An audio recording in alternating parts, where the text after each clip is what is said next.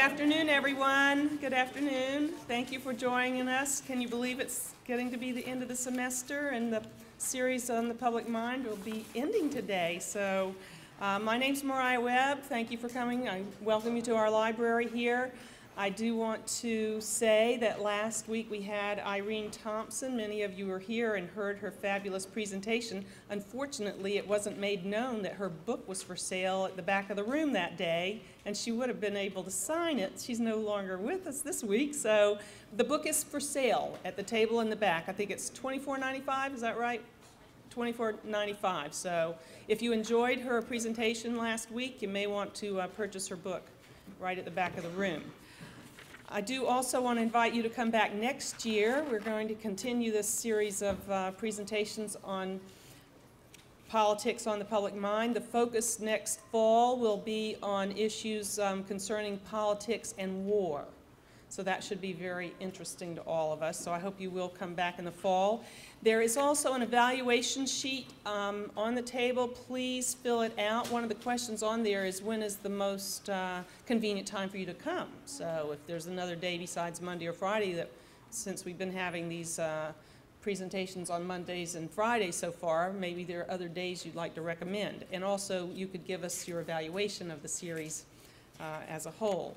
I also want to extend thanks to Colleen DiGregorio, who has all throughout the series, this year, last year, made sure that the room was organized, the equipment, the food, the drinks, everything. So thank you so much, Colleen. And this year we had a grad student in, I guess, in political science, or does she work for the public mind? Okay, Heather Suboleski, who was at the table when you came in to greet you. She's also been working on this public mind series. So we're ending the series with our own Professor Bruce Peabody, who actually has been the man behind this whole series this semester, and his students have been attending every week, and this week we have Professor Katie Singer's class here also, so we have a lot of students here. And today, Bruce Peabody is going to speak on televising the least accountable branch. And Bruce has written on, can Congress compel the Supreme Court to televise its open proceedings? Bruce Peabody is the chair of the Department of Social Sciences and History here. He received his doctorate from University of Texas at Austin, and that's a PhD in government, and his BA from Wesleyan University in Middletown, Connecticut.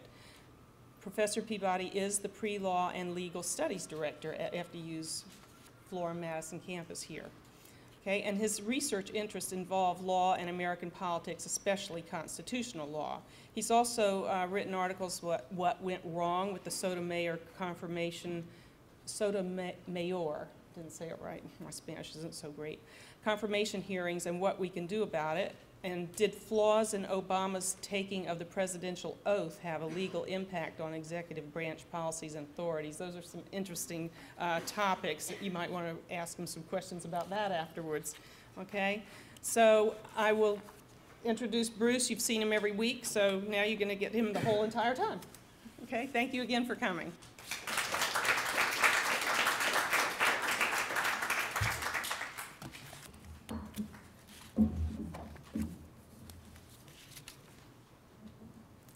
Can you hear me? We're not that big a group today, so it won't be too bad.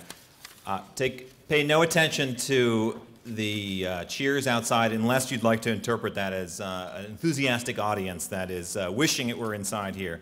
Has nothing to do with the great weather or diverting entertainment outside.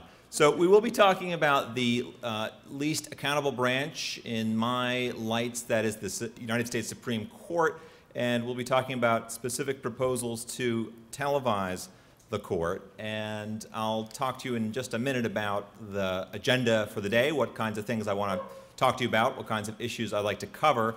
But for the moment, I want to dovetail, I want to ride on the coattails of Mariah and make a few thank yous. And those certainly include the library and the library staff and Mariah Webb for opening their doors and their facilities to us and for helping us to organize this series.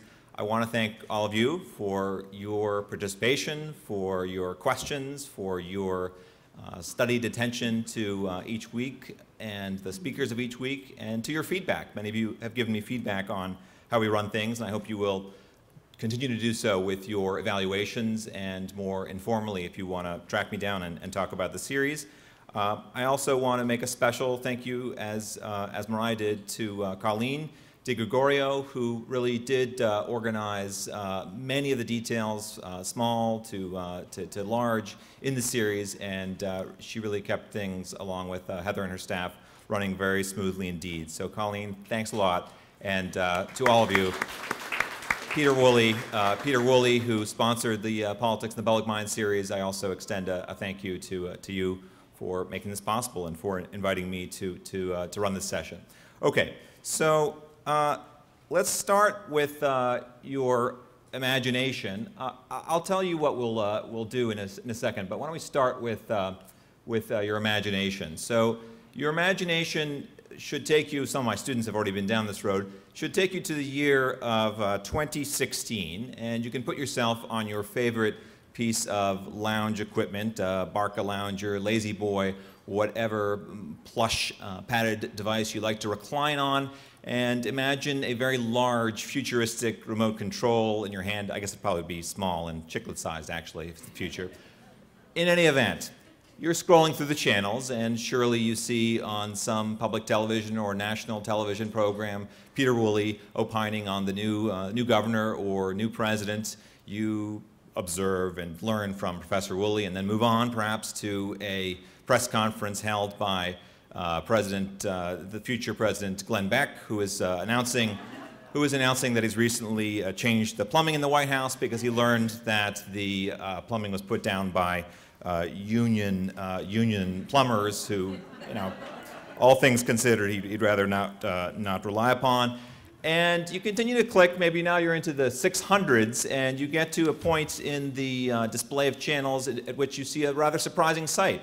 You see first Justice Antonin Scalia exchanging zingers with a few lawyers that are arguing in his courtroom, the courtroom of the Supreme Court. You see Ruth Bader Ginsburg, Associate Justice of the Supreme Court, with her tremendous all-seeing glasses.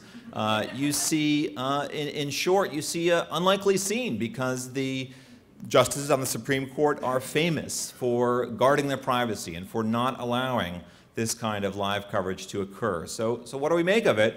Well, what I suggest to you we can make of it is that in the future it is possible, maybe even likely, that Supreme Court proceedings will be televised, and part of what I want to talk to you about today is whether that makes sense, why it makes sense in my view, and how we might get there. There are proposals in Congress today that propose to force the court's arm on this issue, to make it open its doors in what has generally been a shuttered set of proceedings. So what are we going to cover today? So I'll tell you a little bit about my perspective, my take on this issue, what it is I try to do a little bit differently, what you can expect from my perspective.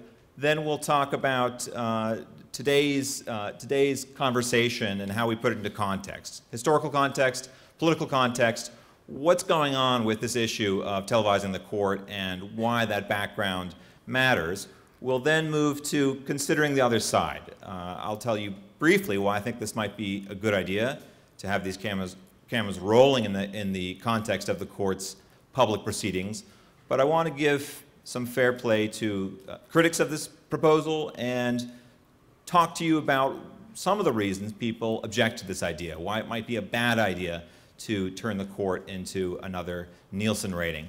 And then at the end of our time, or at the end of my time dictating the conversation, I'll chat with you about why I think this issue matters, right? It's all very well and good to talk about this as a discrete policy proposal, as something that might get more people to pay attention to the court, but I think there are also bigger, broader lessons about what this tells us about our separation of power system, about where we are with respect to judicial politics in the early 21st century. Okay, so we'll do all that in half an hour, and Colleen will jump up and down or shake her head if I'm going over half an hour, right?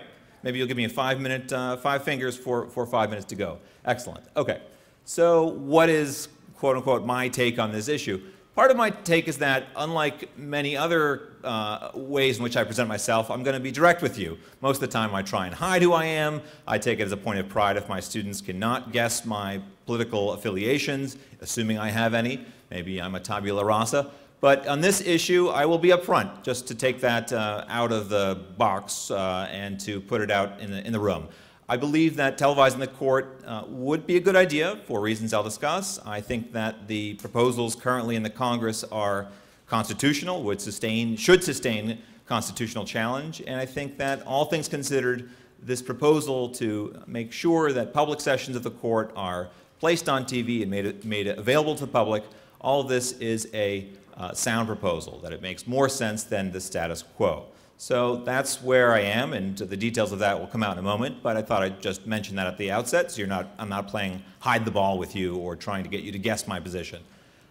That said, I also hope I will and intend to sympathetically consider the other side. One of my mentors at the University of Texas, Colleen mentioned, told me that regardless of what kind of a debate you're having, you ought to consider your opponents well, faithfully, sympathetically. Try to take into account their best arguments, their best perspectives, and build up their case if it isn't particularly strong or as strong as it might be.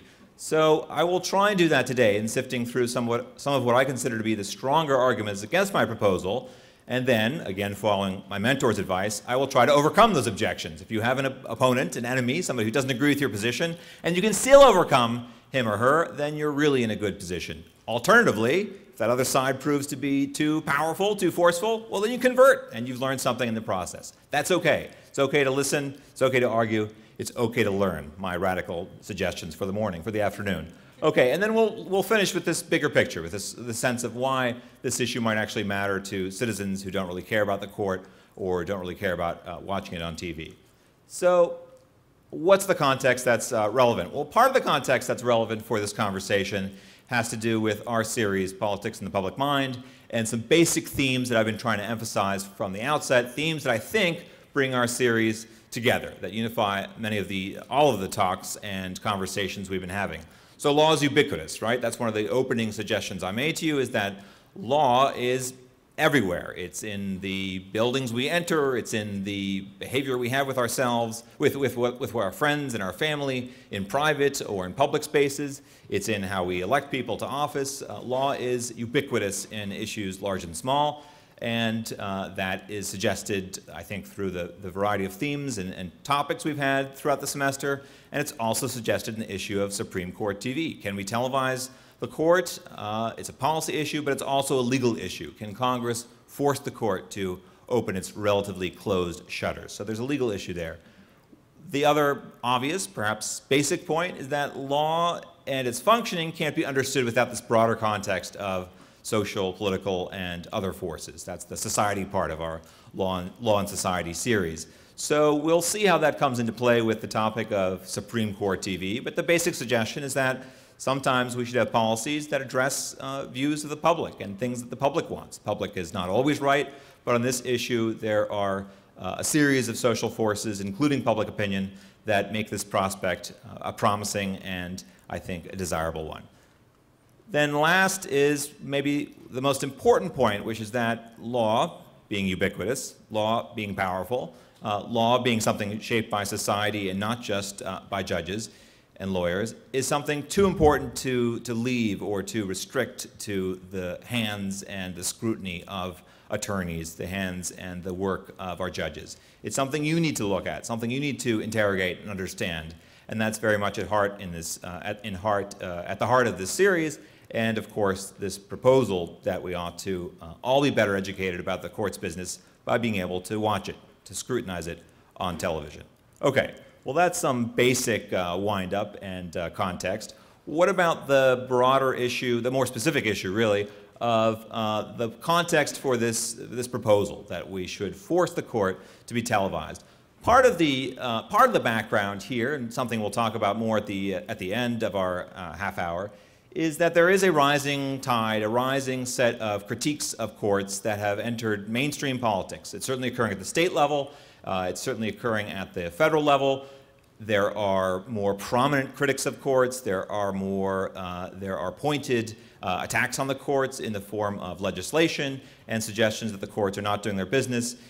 These are all occurring certainly within the past 30 years, but in even more distinctive ways, I would argue, in recent years and perhaps over the past, since the 21st century. So that's important context to keep in mind. The other context, immediate political context, is provided by Peter Woolley and his poll, in the sense that a poll conducted by Public Mind suggests that the public is open to this issue, right? About 60%, a little over 3/5 of the public polled by Public Mind said that they think that televising the court would be good for democracy in some ways that we'll talk about in a minute. And a relatively small quarter dissented, suggesting that they thought this proposal to televise the court would undermine the court's dignity. Now, maybe those two ideas are not necessarily incommensurable. We can talk about that. But the basic idea is the public's open to this. It's not as though this is a scheme dreamed up by a pointy-headed academic, and it bears no relationship to what people find interesting or perhaps worth pursuing. Lastly, connected to these last 2 points, there actually is a bill, several bills floating around that would force the court to open its doors. The Senate bill, we'll consider the language in just a second, and there's a corresponding House bill. In previous sessions of Congress, this bill has passed through the Judiciary Committee, the main kind of gateway or gatekeeper for this kind of legislation. It was approved in an earlier Congress by a bipartisan vote, and it waits in those earlier Congresses. It never made it to a floor vote. The current bill is going to come up in a few days, I believe, for consideration in the Judiciary Committee, and then it may or may not make its way to the floor for full consideration. So this is not just an abstract issue, but it is a live political issue with teeth in the form of proposed bill. Well, what does that proposed bill say? Here it is in a nutshell. The nutshell is, it's very simple. It's a relatively concise piece of legislation. The Supreme Court should televise, should place on TV its open sessions, okay? And the court retains a kind of civil liberties override of that command or of that assumption if a majority of justices vote to close the proceedings. So some people have some concerns. Well, maybe televising proceedings of the court would jeopardize the rights of those parties appearing before the court. This bill recognizes that and says, look, if you're going to get 5 votes, a majority of justices to agree that this is a problem, we'll turn the cameras off. But if you're not stepping up with that argument, if you don't believe that's the case, if you're not prepared to make that claim, then the cameras should roll. And this is important, on the open sessions of the court, okay? So we're not talking about filming the justices when they go into their private conference. We're not talking about filming them on their way out of their cars. We're not talking about following them into their pinochle and pool rooms. We're not talking about following them into the underground bunker where they film obscenity case, where they screen obscenity cases. We're talking about making available through television forums or sessions that the justices have already chosen to make public through other means. The other means are typically, if you have the time to wait in line for several hours, or if you have the resources to pay somebody to wait in line for several days, you can get access to the court directly. You can appear in person and watch the proceedings of the court in Washington, D.C. if you have the time and energy to do that. My sense is that it's generally easier to remain in that Barcalounger and turn on the television than to take advantage of that opportunity to attend the court in session. You should go. It's a great experience, but I'm assuming you won't be able to do it every weekend. All right. So why do we need it? What's the case for? Why should we even imagine this is a good idea? Now, it turns out probably Peter's polling suggests that especially quote-unquote young people, 18 to 24-year-olds, generally think this is a good idea, but it's still worth setting out why they might think so, and many of you may be skeptical about this. So let's talk a little bit about some of the reasons why this might be a reasonable plan. One rationale might be that the court might be just observing that our court, the Supreme Court, is the most powerful judicial body in the world. Now, why do I say that? I say that in part because arguably the United States is the most powerful, or at least one of the most powerful nations in the world, and our tribunal can, our high tribunal can strike down laws from the states or from the Congress that it considers unconstitutional. And we're really talking about 5 justices who can do this, right? So these unelected, life-tenured judges can decide whether the presumably considered bills of the states or of Congress should remain law or not. And indeed, they exercise this prerogative, this power of judicial review, time and time again. The current court is not as activist or is not as rigorous, is not as energetic as, say, the court in the era of Franklin Delano Roosevelt in striking down laws, but it's still pretty active. It's maybe second after the court of that era in terms of its willingness to knock down democratically considered laws. So the court's business is our business to the extent that it can transform public policy. I also offer the perhaps naive view, but I think it is a defensible view, that we, the people, should know more about the court. Our knowledge is not always that great. Some polls, now they've been criticized, but some polls suggest that more people can name the 3 members of the three Stooges than can identify 3 justices of the court. Some people say you can even identify like the extra 5. I guess there were 2 sub-Stooges that appeared on Turner Classics or something.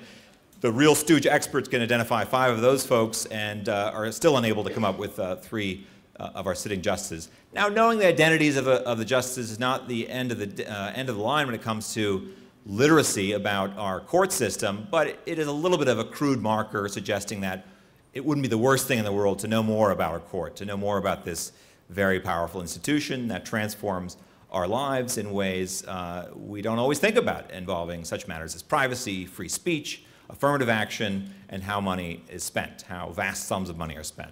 So the other third assumption I make is that when in doubt, in a purported democracy, we're a constitutional democracy to be sure, but when in doubt, in the absence of compelling arguments, you ought to put the thumbs on the scales of openness, transparency. We make somewhat similar assumptions with respect to the executive branch. You can do a Freedom of Information Act request and find out all the ways in which you've been spied on over the past 10 years. We have our Congress that is relatively open in terms of publicizing its events. Maybe you wish it wouldn't be quite so public in how it launders its business. But the bottom line is we tend to think it's a good idea to see what our institutions of government are doing. And I posit that televising the court would facilitate that, would help in that endeavor. We'd know more about the court by seeing it more frequently.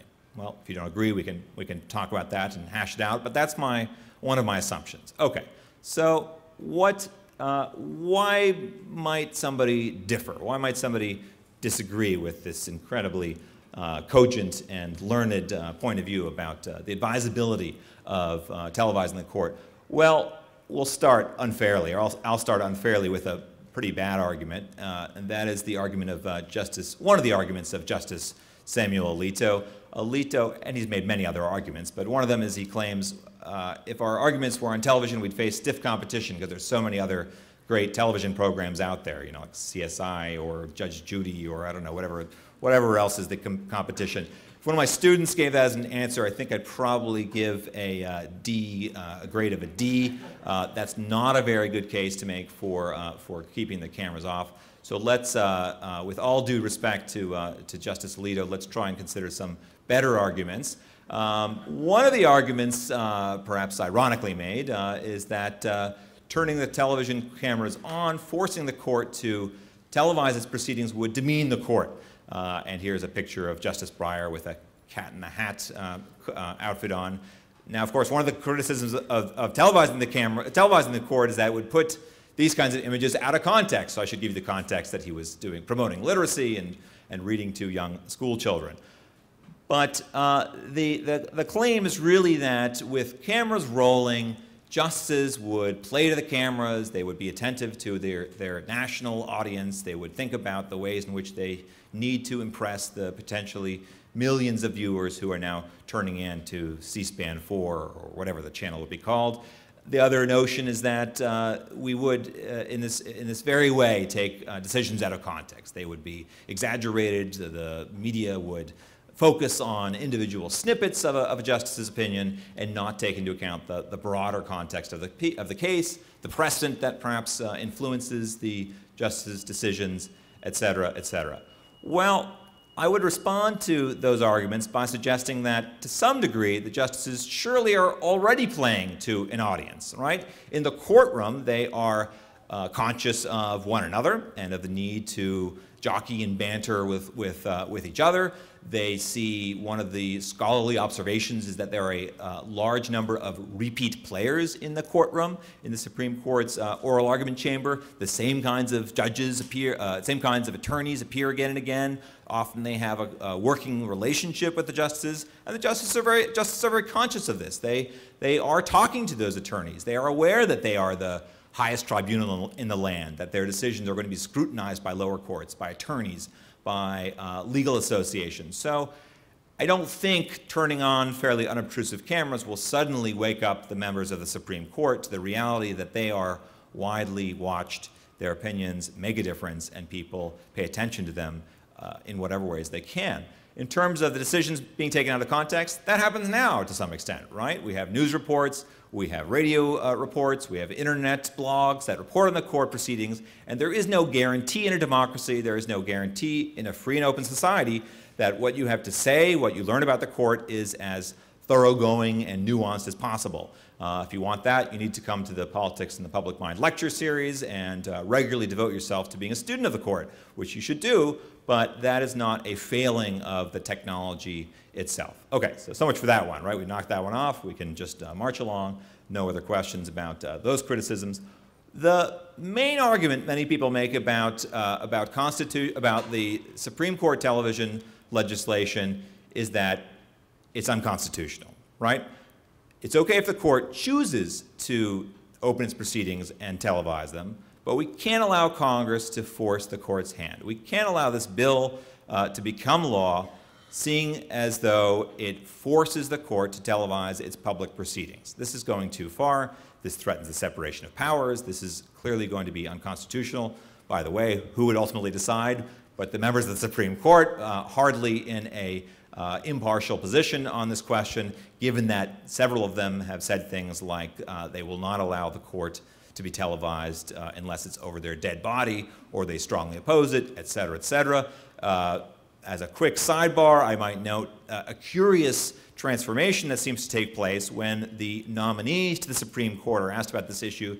They are either cagey, enthusiastic, quite warm, or saying things like, really good idea, Senator, televising the court. I'll have to think about it some more. I'm really open to it.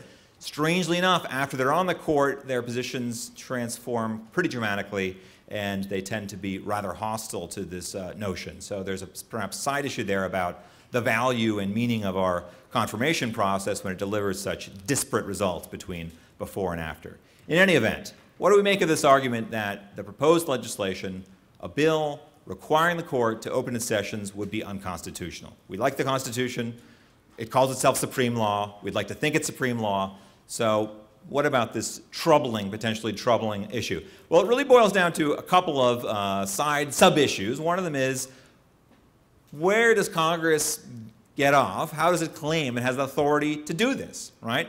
You can look long and hard in your copy of the Constitution, and you'll find no reference to Supreme Court TV. You'll find no reference to a congressional power to force the United States Supreme Court to open its doors. It's not in there, okay? I've looked in lots of different copies from various sources, many of them disreputable, and I still can't find a mention of the Supreme Court television power.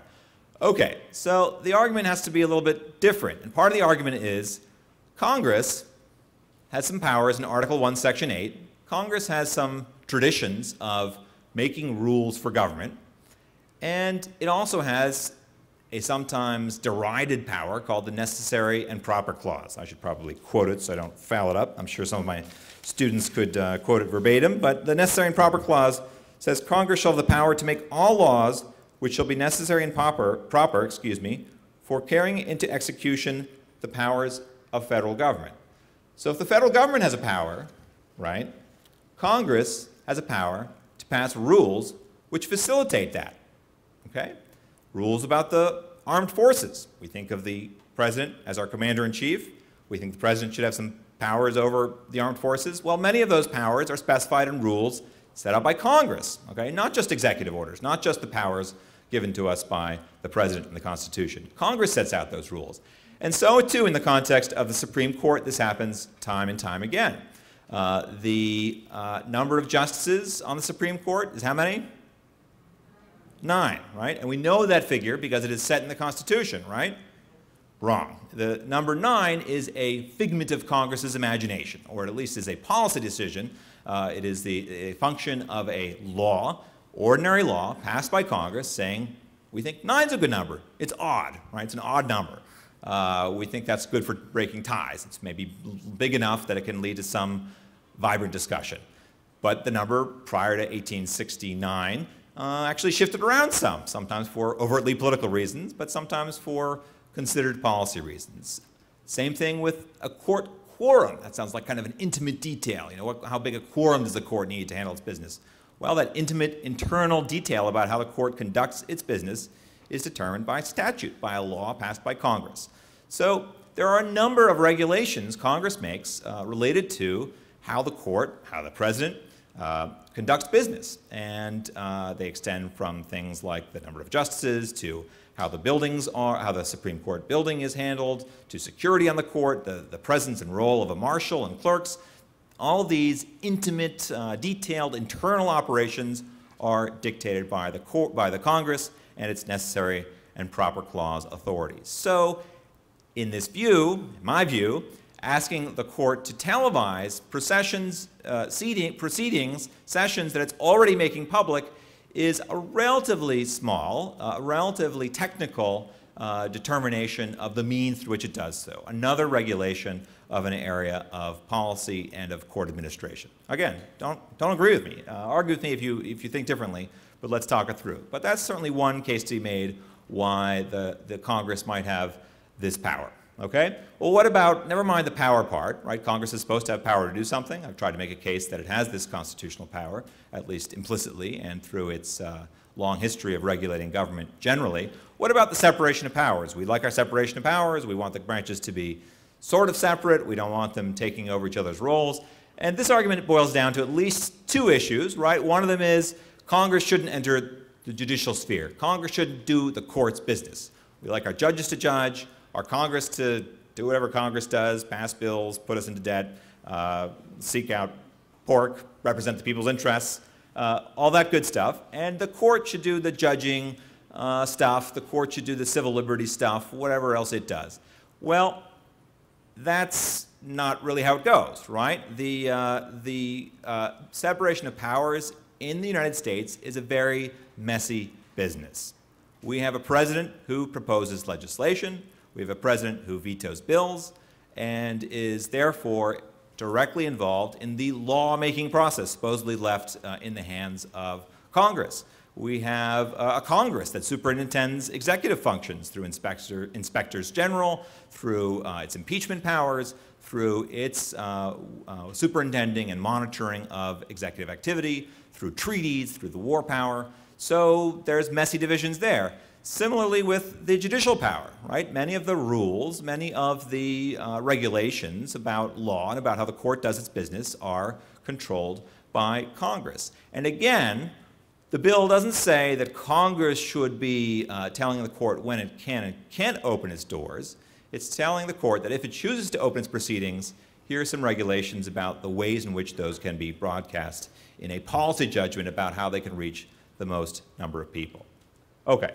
Well, what about this issue of impeding the Article III powers, impeding the prerogatives and the ability of the court to do its business?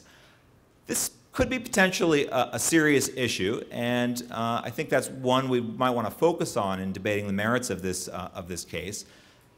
I will say that to date, in the states and federal courts that have experimented with televising, with television cameras in the courtroom, there is not much in the way of objections that this is disrupting the judicial process, compromising the rights of individuals in the courtroom. Again, we have the civil liberties caveat that the court, 5 members of the court can shut down this television this television airing if they so choose, if they are worried about these implications for civil liberties of the television issue. So there are some checks built into the system to ensure that the court's powers are respected. And again, I note that if the issue is a privacy one, the courts themselves, the justices themselves, often wade into public affairs, making speeches at interest groups and other private forums. And B, they have chosen to make their oral argument and other proceedings open. The bill does not seek to target anything the court isn't itself deciding to publicize. Okay, moving right along. So what should we make of all this? How am I doing, Colleen? I'm doing beautifully, well-timed. Okay, so the broader lessons of this are potentially multiple, but I'll offer just a couple for you to think about and perhaps add to yourselves. One is I offer to you as something to think about in this context and to reflect on more broadly, that this is potentially, this being 2010, is potentially an important moment for courts and American courts and the judiciary as a whole, in part because the court is still relatively active. Think back to our conversations in this room about judicial activism. The court is relatively active in terms of striking down laws, in terms of entering into policy debates that are high-profile issues, whether they be related to abortion, gay marriage, prayer in school, religious controversies, questions about privacy and the internet. The court is front and center in our public policy discussions, and it will continue to be so. Well, that's not necessarily new, but what is new is that, arguably, members of Congress, interest groups, political figures are starting to take notice, and not always in ways that are agreeable or happy for the court.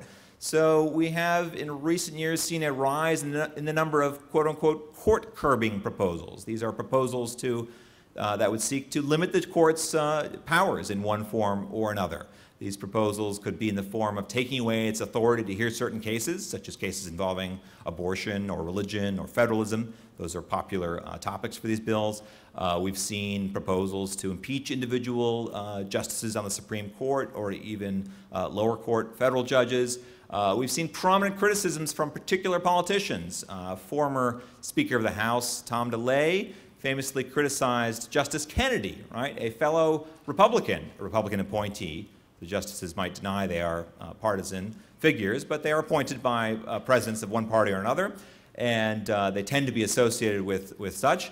So Mr. DeLay, Representative DeLay, chided, it was really stronger than a chiding. He criticized Justice Kennedy, among others, for using international law. Justice Kennedy cited international law in several cases, including one involving the execution of, the potential execution of a juvenile.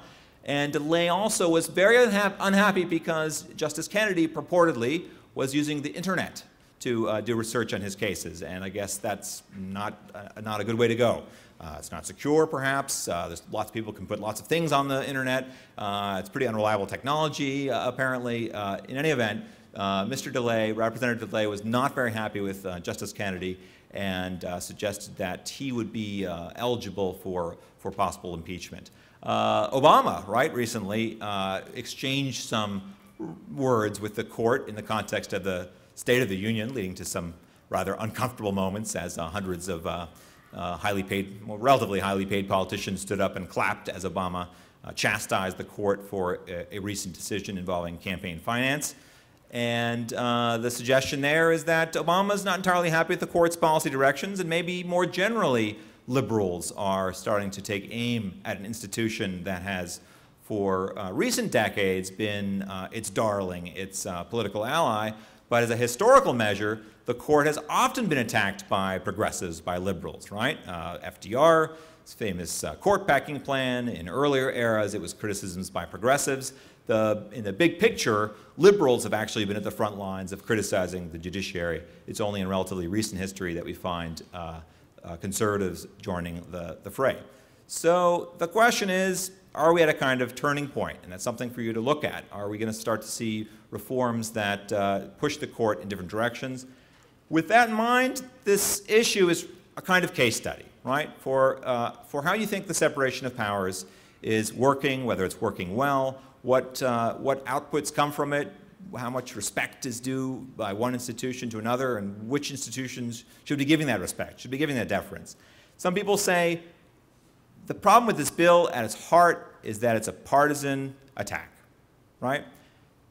When push comes to shove, if we were really able to see into the minds of the lawmakers who are proposing this legislation, what we'd see is somebody who's upset, pissed off at the court. They don't like the court's policy judgments and they want to strike back. And isn't that terrible? And my response, informed by James Madison, is who cares? Right? It's like I'm channeling Tommy Lee Jones in The Fugitive. Who cares? Who cares that the court is, that this legislation may be animated on some level by partisan animus, by wanting to score political points, by wanting to strike back at the court? Maybe that's true, maybe it isn't. My psychological skills aren't so good that I can look into the brains of legislators. Not sure I'd want to do that anyway, but even if I could, I'm sure our existing technology would give me a shaky image of what's going on. Well, what counts is what's produced, and what counts is we actually expect our politicians to attack one another, right? Ambition must be made to counteract ambition. We have a separation of power system in which we don't assume people are angels. We assume people have often base motives, and they have to channel that base motivation. They have to channel their sometimes indecency, their selfishness, into legislation, into policy.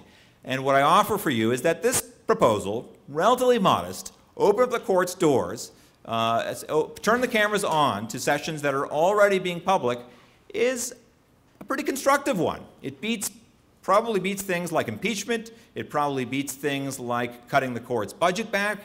As ambition versus ambition goes, this is the kind of reform we might hope to have. So in this argument, the legislation, perhaps it's born by partisan motivations, by politics, but that's not such a bad thing. Okay, that's kind of where I am at this point, and I may get to a very different point after I talk with you. So I open things up to a floor conversation. We have maybe, 15 minutes or so before we have to take our break. Ms. Subileski will do the honors of circulating amongst you, and if you really don't have any questions, I'll go to you directly and shake you out of your stupor and force you to answer. So don't wait for that. That wouldn't be pretty. Take it away, Heather. So suppose that this bill, this piece of legislation, was actually passed, and it has, as you mentioned, kind of a check on the proposed legislation to televise the court, this stipulation that if 5 of the justices or more agree that it would kind of interfere with the civil liberties, that they would not televise that case. Do you think that that would affect future televising the court? Do you feel that they might get together and say not to televise the court for other motives other than civil liberties? I mean, there's a couple of ways that could unfold, right? One way it could unfold is that the justices are pretty deferential to one another, right? There's a lot of collegiality on the court. They like each other. They want to get along. And Justice Sotomayor, our most recent nominee, our most recent justice to date, seemed pretty open to cameras in the courtroom when she was grilled about it as part of the Senate confirmation hearings. But now that she's on the court, and she even admitted this, she's going to be reluctant to push it too far because some of her colleagues are resistant. So one unfolding of Heather's scenario might be they collude, right? They say, well, we're going to see a lot of civil liberties issues coming up. I guess I believe enough in the court's integrity to think that over the long haul, that would sit uncomfortably with them. They would have to each time make a case or at least look into their own conscience and say, this is really an issue of civil liberties. They would have to dodge that matter or satisfy themselves by saying, we're concerned enough about our brethren that we are overlooking the language of the legislation and just doing this kind of practical log roll to keep the conversations closed. The other point I might make is that this probably isn't going to come up a lot. It hasn't come up a lot in the in the state courts that have experimented with televisions. It hasn't come up a lot in the 2 federal circuits that have experimented with this.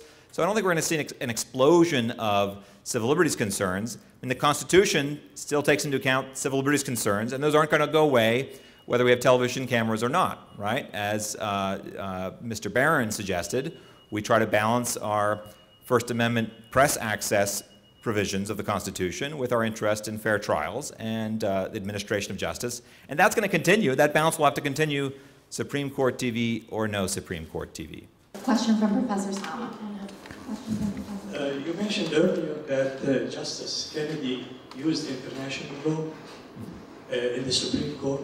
Do you think it's a good idea to use decisions of foreign courts in the United States Supreme Court, knowing that there are many kangaroo courts in the world? Say the last part again, Gabe, knowing that what? There are many kangaroo courts in the world. So everyone got the question? So he's turning the tables on me. Thanks a lot. So even though it's not the topic of today's talk, I'm happy to go off point.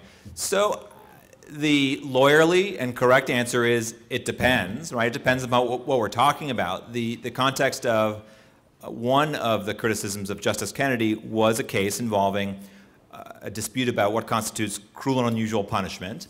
And Justice Kennedy appealed to a larger world stage in thinking through what other nations have done and in suggesting that the U.S. was somewhat anomalous in its death penalty policy.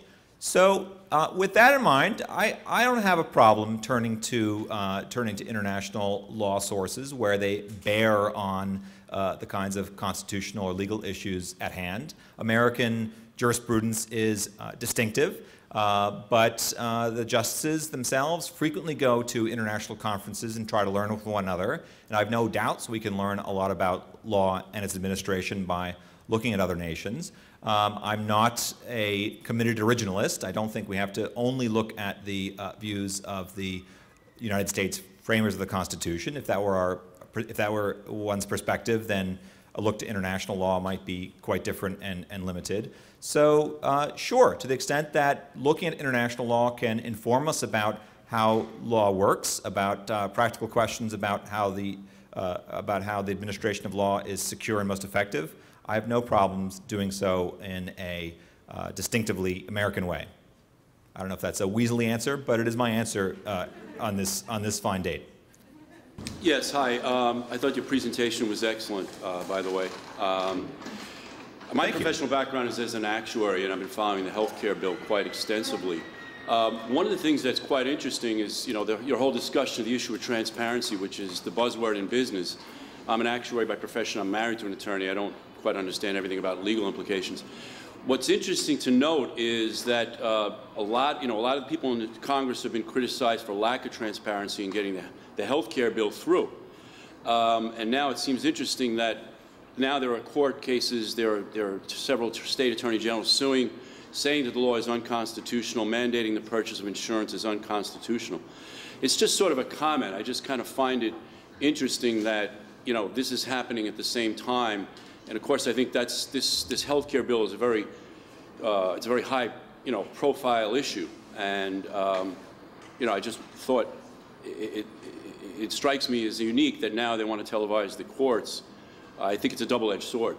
There's a website that describes a kind of tea bag party manifesto, or a set of talking points, a set of working points for what the party is trying to unify around. And one of those issues is transparency with respect to Congress, but to Congress alone, right? There's a call for greater access and greater recording of the votes of Congress, including some of its sessions that it now closes. But there's no mention of the court on there, which is interesting to me, given that certainly other political bodies, including some conservative bodies, are quite skeptical of the courts and of the kinds of ways in which they do their business. So, it's a good issue. It's an interesting question. What I'd underscore is that the proposal's really pretty modest, right? The court is already making available sometimes. It makes available transcripts of its proceedings, not always on the same day. It sometimes makes available oral argument through audio files. So, what's the hang-up with moving pictures, right? What's the hang-up with moving pictures? And some people speculate it's saying no just because it can say no. But it seems like a relatively modest form of access and something that it would be okay for Congress to push the court on. At least that's my take. This kind of piggybacks on his question. I remember when they were making the same arguments about televising Congress, and the argument against it was the level of debate, discourse, functionality would go right into the ground. And I think that's right. And I would further argue that the State of the Union has devolved into a political rally, and maybe we were better off when it was just a message going up to Congress pre-Woodrow Wilson. What makes you think televising the Supreme Court is not going to just go in that direction? So part of the evidence is the effects of television on things like Congress or on the State of the Union. I mean, I guess I'd offer as partial response that certainly congressional politics have long been nasty, right? You don't have to go into the 21st century to see such things as cane attacks on the floor of the Senate or the most virulent kinds of disgusting charges leveled against not even members but their distant relations. You don't have to go that far to suggest that we don't always have a pristine political environment when it comes to political discourse. And so true with the State of the Union, right? It's not new that the State of the Union has been used to chide the court. Admittedly, arguably it's a different kind of forum. It is a pretty solemn occasion and context. It's the most widely watched political theater in any given year. So the State of the Union arguably is a different kind of forum. But the real question is, would this make things worse? Our political discourse surely is not always enlightened. It is often poisonous, and we want forces that make it better, not worse. And what guarantee do we have that this will improve things? There's no guarantee. The justices currently are not exactly sitting on their hands when it comes to oral argument. They're often, for want of a better term, extremely rude to the attorneys in front of them. They famously cut them off in the middle of their statements. They do their best to interrogate them. I find it hard to believe that they would become less civil with the cameras rolling. They might become more civil in the sense that what was passable prior to Supreme Court TV might no longer be so. But I don't dispute I'm not going to pretend that congressional debate has flourished or flowered or suddenly become especially reasoned after the advent of C-SPAN. I guess I would simply offer that whatever is to blame for our political discourse can't really be laid at the feet of television cameras, assuming they have feet, nor can we suggest that it will make things a lot worse. I think that where we are is a little bit lamentable, but I'd rather know what's going on and see it in my television room than pretend we're in a happier, brighter world. As you mentioned before, the general public doesn't exactly have the best knowledge of the Superior Court or its proceedings. So do you think that this will increase taking things out of context? And if so, what do you think would remedy that? So the question is, will this exacerbate these problems of taking things out of context? Probably, right? So if you see Breyer wearing a cat-in-the-hat outfit, you're going to dismiss him probably as being less wise than he really is, and he's really a very smart guy. But that's a risk we incur with all of our politicians, and I do think of judges certainly as policymakers and to some extent politicians, not in exactly the same way as elected officials, but they are part of our separation of powers system. So that's a problem for democracy, right? How do you take anything into proper context, whether it's a report of a disaster, whether it is a policy problem, whether it's a new study from the Center for Science in the Public Interest that tells you eating a burrito is akin to taking your heart out of your body and stomping on it. I mean, there's lots of data that we're hit with, and most of it's taken out of context or doesn't give a complete picture. So, to the extent Supreme Court TV would put some responsibility back on our shoulders, that's exhausting, perhaps, but it's necessary. That's one of the prices of an relatively open democracy. I don't think they had TVs in 1787, so there wouldn't be a clause in the Constitution. My question is from the media side.